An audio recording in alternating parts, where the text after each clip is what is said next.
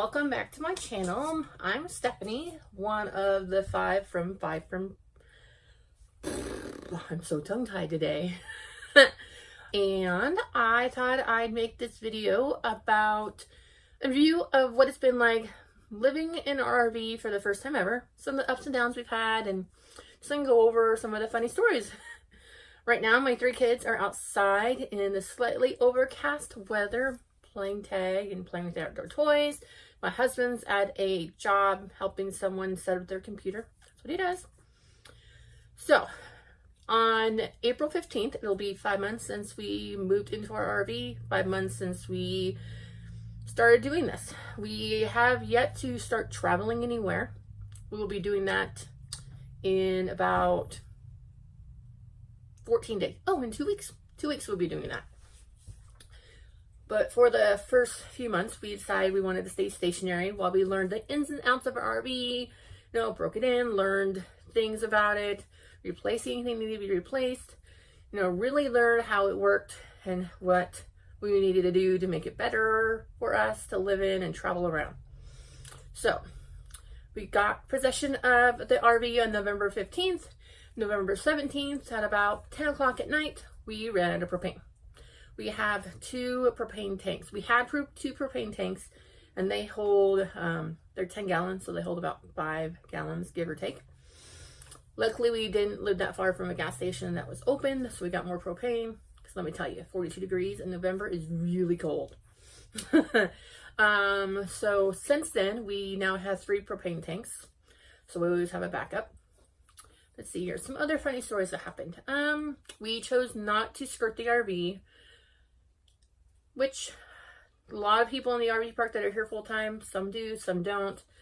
Our pipes froze, like where the water first goes into the RV froze for about a day or two when it got to be about 9 degrees. But even people in the park that had skirting and heaters underneath still froze. So it wouldn't have made that much of a difference. Let's see here. Some other things we've learned. We've learned that it is a learning curve living in an RV. It's a small space. We have 3 kids. Sometimes they can get on each other's nerves, but now we have a system for bedtime. It's staggered. We have a system for doing our schoolwork because we homeschool in the RV. And so really, we're just looking forward to getting out and about. Some other things that we've learned, or I've learned, is when you take apart the boutonnet to make it into a bed, make sure that the posts are all the way out of the floor posts, because it can break in half and snap in half. Luckily, it was under warranty, so that was replaced and they fixed it.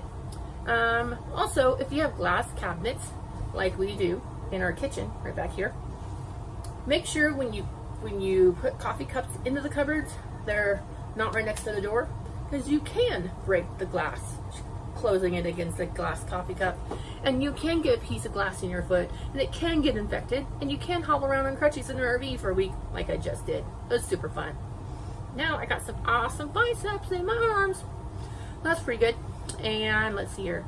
Oh, another thing that happened is one of the mattresses in our bunkhouse we had to throw away because mold started growing through it and it got on the plywood, but we were able to clean it off and it's gone now.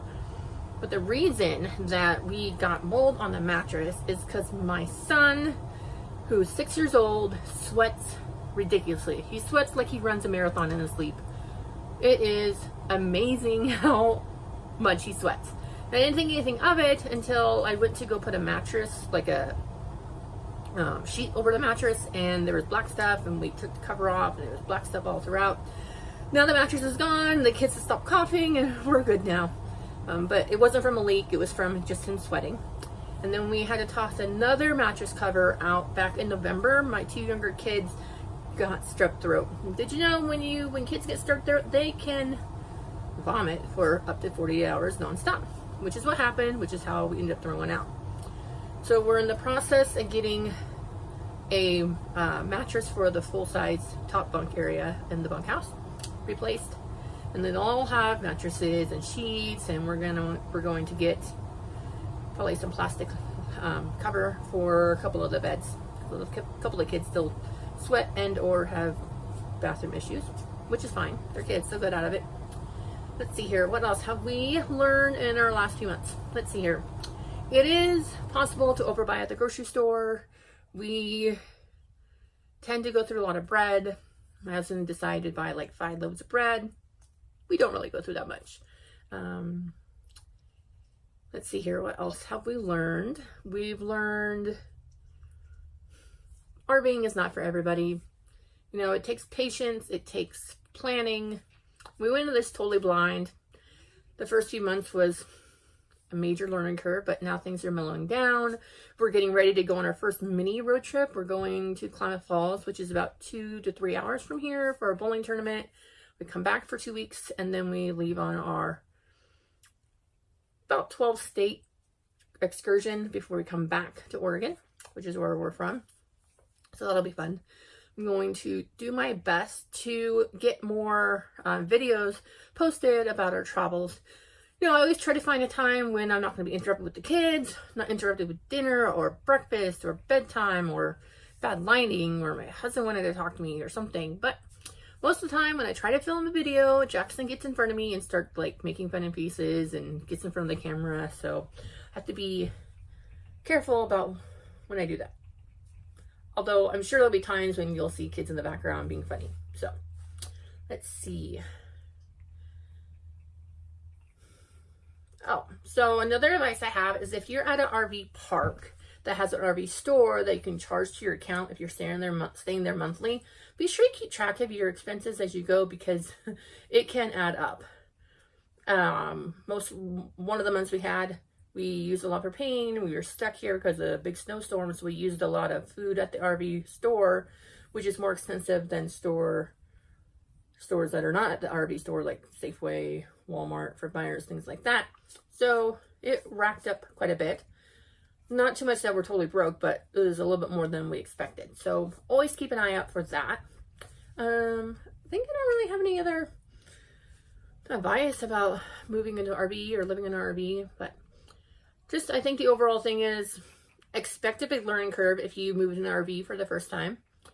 And, you know, I think it's going to be a good adventure for us. My middle daughter has a mild form of autism and pretty decent social anxiety going on. So she was really excited about the road trip. Now she's like, I don't want to go. She doesn't want to go, but she wants to see the redwoods in Louisiana and Texas. So I just think she's scared and nervous. So I think once we start moving and going from place to place and she gets used to it and the kids get used to it, I think it'll be good. My 2 younger kids, Ileana and Jackson, have been in the car for like 4 or 5 hours at a time. They're totally fine. They read, they look out the window, they take a nap. My oldest daughter, who's 10, she's impatient. She doesn't like to sleep in the car. So she's gonna have to learn to just chill out, mellow out, find something to do, and we'll get there when we get there. So I think that's it for this video. I didn't really have anything planned. I had an opportunity to record a video, so I did. If you want to see more videos upcoming, subscribe so you get notification. Like this video, please. And I think my next video is going to be about what we did the last few months homeschooling in the RV and what our plans are for the future. I think that's what I'm going to do next.